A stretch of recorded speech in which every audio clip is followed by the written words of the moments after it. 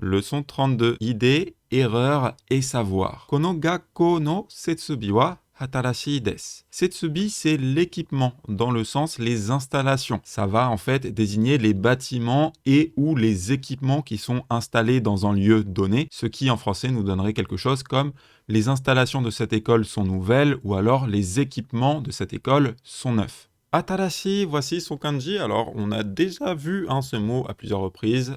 Voilà, ça nous permet de décomposer le kanji. Est-ce que vous vous rappelez de l'élément qu'on a sur la gauche? On l'avait déjà vu dans Shinsetsu, Oya, pour dire les parents. L'élément sur la droite est différent, mais voilà, à gauche, on a l'arbre et on a ce lever, tatsu. Puis sur la droite, on a la hache, l'élément de la hache. L'histoire que je me raconte pour ce kanji, c'est voici le bûcheron debout sur un arbre, agitant sa toute nouvelle hache. Regardez ce que j'ai eu pour Noël, youpi! Voilà, pour se retenir le kanji de nouveau. Kenkyu shitsu wa kagi ga kakatte imasu. Kenkyu shitsu, c'est un laboratoire de recherche. Wa, particule de thème. Puis on a kagi ga kakatte imasu. Kagi, la clé. Ga, kakaru, est accroché. Et ici, on est au présent continu pour indiquer un état. La clé est accrochée. Je vous rappelle, c'est l'expression qui nous permet de dire être fermé à clé. Le laboratoire est fermé à clé. Kenkyu, les kanji sont considérés comme GLPT N4, donc les voici.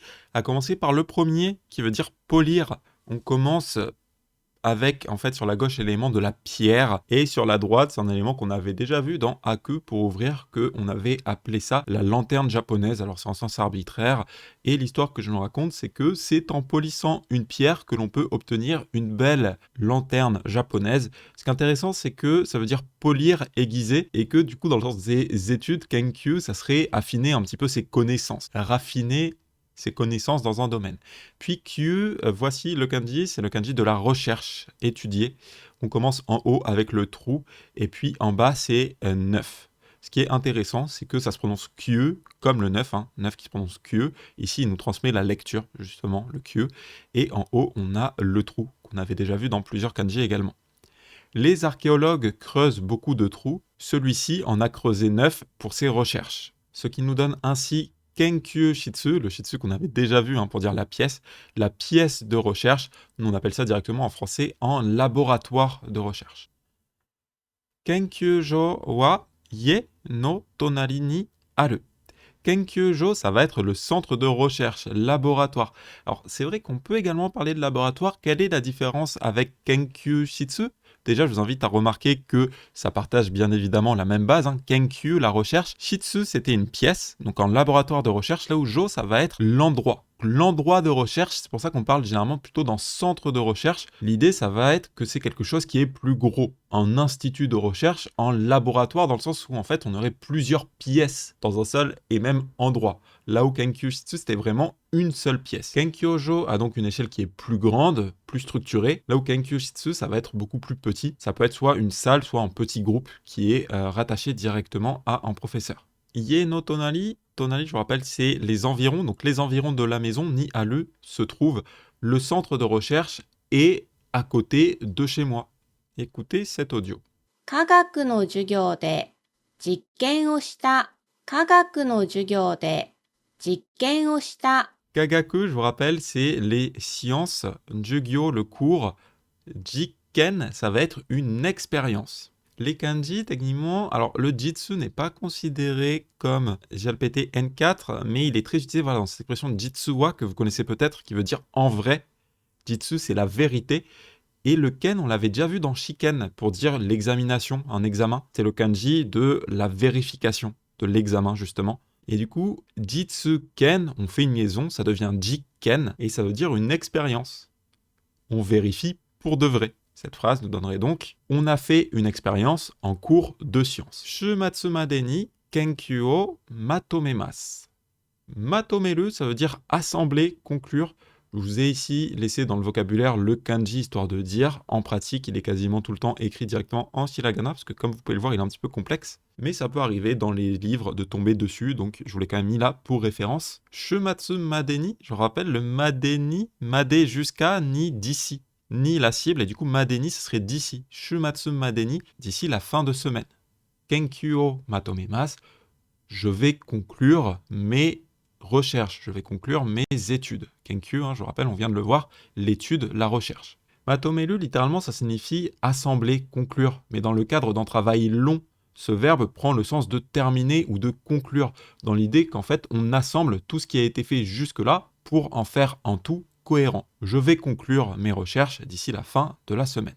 彼は休みの日にボランティアをしているようです。彼は休みの日にボランティアをしているようです。 Volunteer, c'est un mot qui a le sens double en français de ce qu'on appelle nous le bénévole et également le bénévolat. Donc ça va et désigner la personne, quelqu'un qui est bénévole, et désigner l'action, l'acte, le bénévolat. Ça peut être utilisé dans les deux sens en japonais. Ici, comme il va être objet de o shiteiru, ça va être faire du bénévolat. Kare wa, concernant lui, yasumi no hi ni, séjour de repos, il fait du volontariat, yo desu. Il semblerait qu'il fasse du volontariat lors de ses jours de repos. Alors oui, c'est vrai qu'ici, je vous ai mis bénévolat, volontariat. Les deux pourraient fonctionner en français ici. Kangae ga arimasu. Kangae, c'est une pensée, une réflexion, une idée. On a déjà vu le verbe kangaeru, qui voulait dire réfléchir. Ici, c'est la laine yoke. Vous savez, la fameuse tige en i, qui nous sert notamment à créer certains noms. Eh bien, kangae, c'est exactement ça. Ça veut dire une pensée, une réflexion, une idée. Kangae ga arimasu, j'ai une idée. Littéralement, il y a une idée. Nous on le traduirait par j'ai une idée. Le kanji de kangae, kangaeru, le voici. Il est considéré comme JLPTN4. On commence comme ceci avec un élément qui est celui de la vieille tombe. C'est dans quelques kanji très fréquents. Et puis en dessous, on a un élément qui veut dire ne pas pouvoir respirer. Alors, imaginez que vous mettez un sac sur votre tête et que du coup, vous ne pouvez plus respirer. L'histoire que je me raconte pour ce kanji, c'est si tu réfléchis au fait d'être enterré dans une vieille tombe, enfoui sous toute cette terre, sans aucune issue, et qu'au bout d'un moment, tu ne peux plus respirer parce que l'air vient à manquer, c'est une considération terrifiante, n'est-ce pas? Voilà, réfléchir, considérer, considération, ces vieilles tombes plus ne pas pouvoir respirer. Sono kangaekata wa suteki da to omoimasu. Kangaekata, ça va être la façon de penser. Sono kangaekata, cette façon de penser. Le kata, on l'avait déjà vu dans d'autres mots, comme par exemple ikikata, la manière d'aller, tsukaikata, la façon d'utiliser. En fait, kata, comme ceci, c'est un suffixe qui permet de dire la manière de. Du coup, kangaekata, ça va être la manière de réfléchir.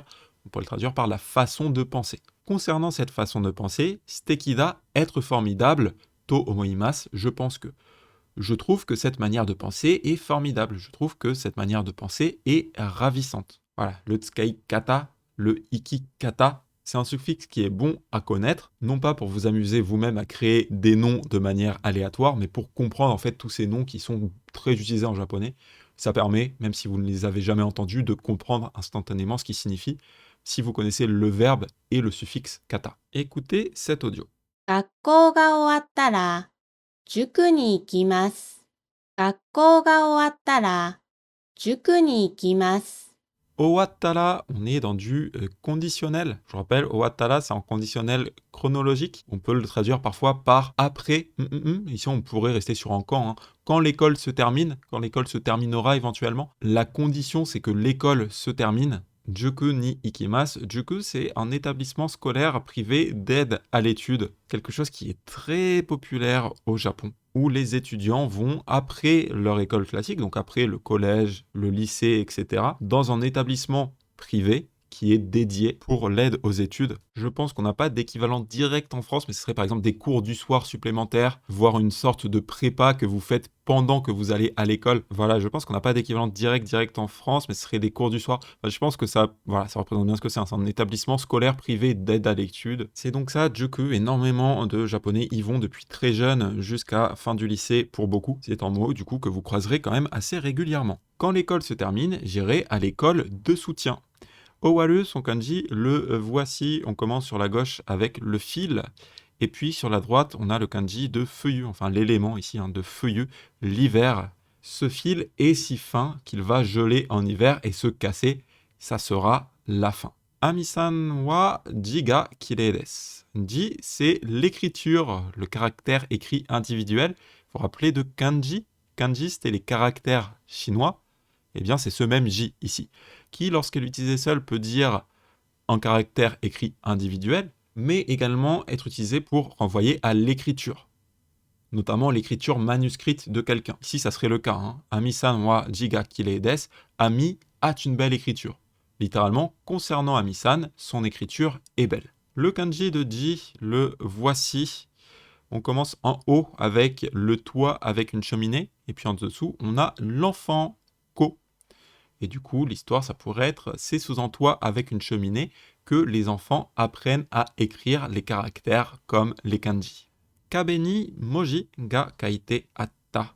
Moji, ça va être les caractères. Cette phrase serait littéralement des caractères étaient écrits sur le mur. Kaite atta, hein, kaku, écrire à la forme antée plus ale, pour dire que c'était là. Et ici, on est au passé. Nous, on pourrait le traduire ici par il y avait des inscriptions sur le mur. C'est vrai que caractère, ça ferait un petit peu étonnant en français, on parlerait plutôt d'inscription. Quelle est la différence d'ailleurs entre ji et moji? Je sais que ça peut perturber un petit peu. C'est que ji, ça va insister sur le caractère en tant qu'unité graphique. Donc par exemple, ici, c'est un j. Ici, c'est un j. Ici, c'est un j. Voilà, j, ça va vraiment être les caractères en tant qu'unité graphique, là où moji, ça va désigner plus généralement les caractères comme éléments du système d'écriture. Du coup, si je parle des caractères individuels, je vais parler de j. Si je parle de toute la phrase ici, ce sera moji. Ce sera les caractères comme éléments du système d'écriture. En pratique, ça fait que dans certaines situations, ils sont interchangeables. Ici, dans la phrase qu'on vient d'avoir, si on a kabeni moji ga kaite atta, ça nous laisse penser que ce qui était écrit, c'était pas juste des caractères aléatoires, c'était très certainement une inscription, c'était quelque chose qui avait du sens. Furigana ga naito kanji ga yomemasen. Furigana, ce sont les furigana, les kana au-dessus ou à côté de kanji pour indiquer la lecture. Typiquement, vous voyez ici le gana, ça va être un furigana. Le kanji, ici, ce sont des furigana. Littéralement, en fait, ça vient du verbe feu hein, qui veut dire saupoudrer. Et ici, on a kana, les kana, mais il y a une liaison qui est faite. Du coup, c'est les kana que l'on saupoudre sur les mots. Voilà, furigana. Et pour information personnelle, ça s'appelle également yomigana, donc les gana qui indiquent la lecture. Et parfois également le bi, qui indique en fait les petits textes qu'il y a au-dessus de mots. Je vous l'ai dit plus comme ça, le mot quand même plus utilisé. J'aurais tendance à dire que c'est bien celui-ci qui est furigana pour faire référence à ces kana qui indiquent la lecture. Lorsqu'il n'y a pas de furigana, le to ici hein, qui est du conditionnel, lorsqu'il n'y a pas de furigana, s'il n'y a pas de furigana, kanji ga yomemasen, yomeru, lire, pouvoir lire, ne pas pouvoir lire. On est au potentiel négatif ici. Lorsqu'il n'y a pas de furigana, je ne peux pas lire les kanji. S'il n'y a pas de furigana, je ne peux pas lire les kanji. Écoutez cet audio. 友達がこの漢字の読み方を教えてくれた。友達がこの漢字の読み方を教えてくれた。 Yomikata, ça va être la lecture, donc d'un mot ou d'un kanji. Littéralement, c'est la manière de lire.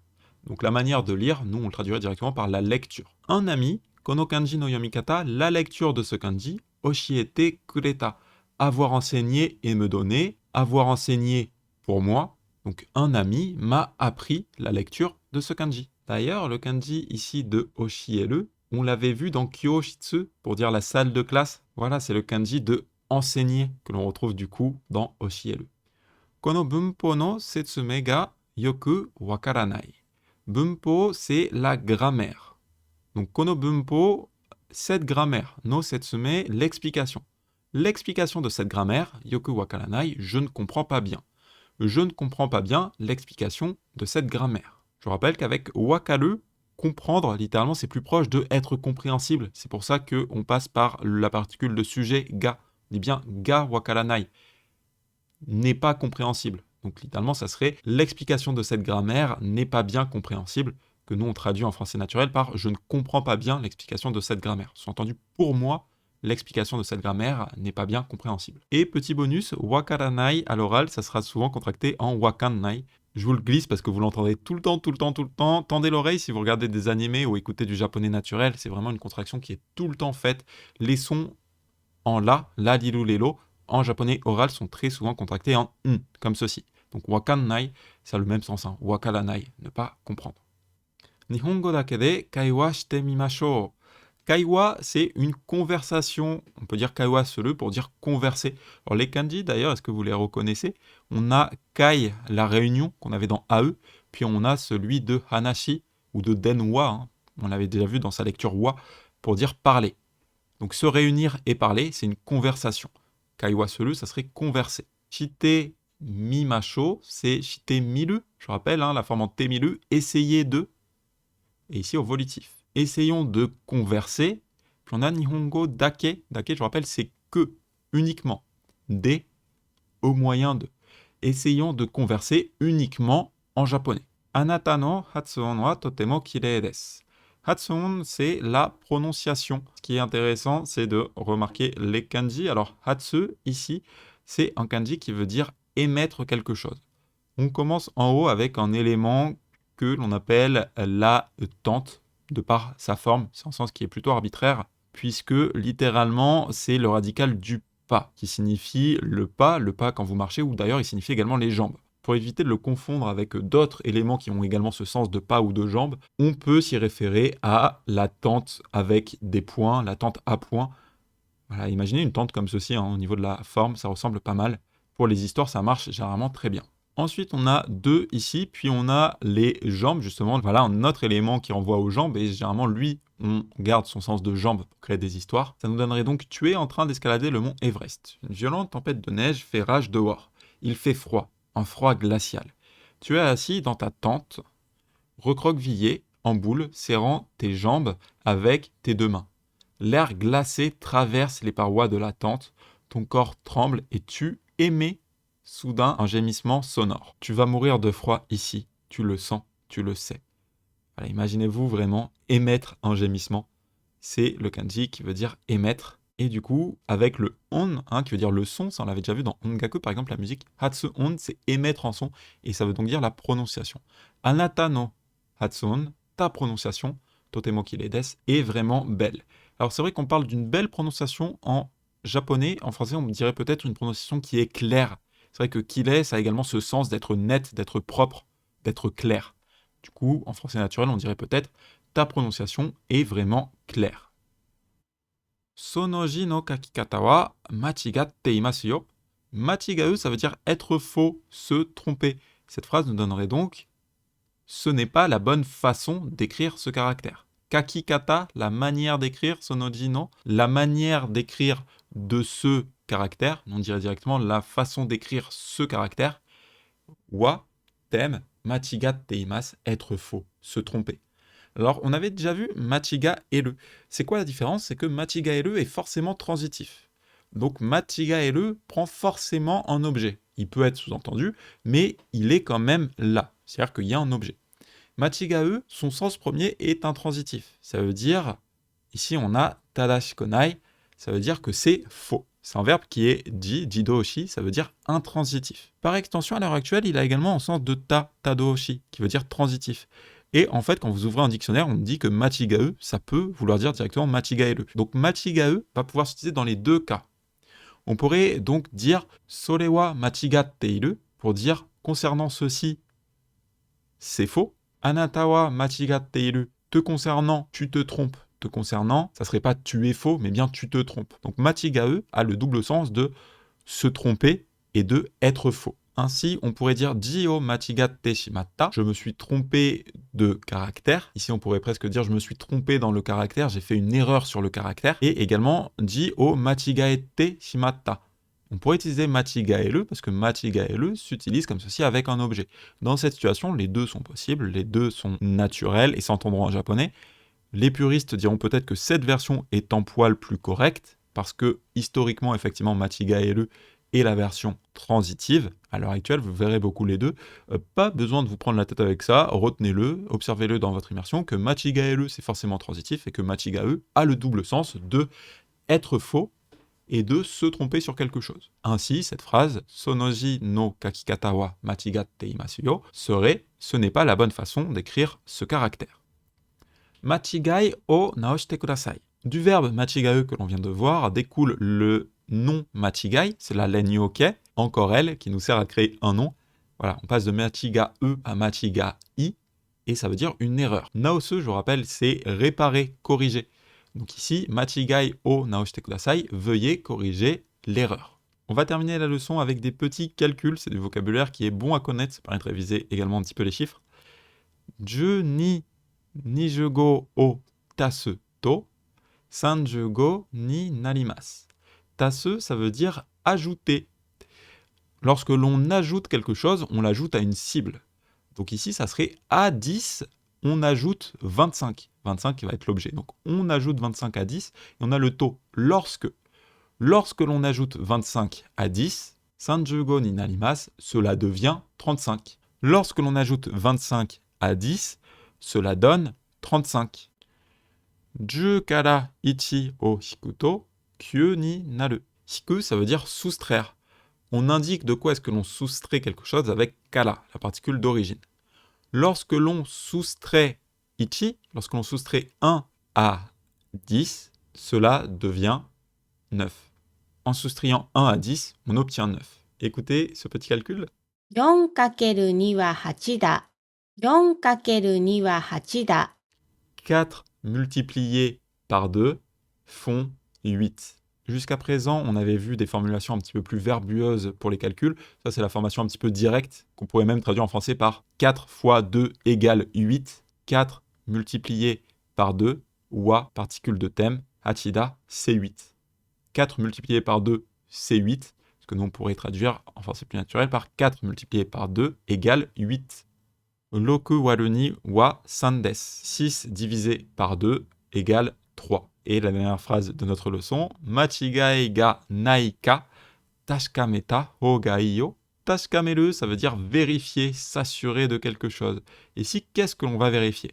Machigai ga nai ka. On a notre ka qu'on avait déjà vu en milieu de phrase. Est-ce que vous vous rappelez son usage? Ça permet de montrer un doute. Et finalement, c'est assez logique quand on a le verbe derrière tashikameru. Lorsque l'on vérifie quelque chose, ça veut dire qu'on a un doute sur quelque chose.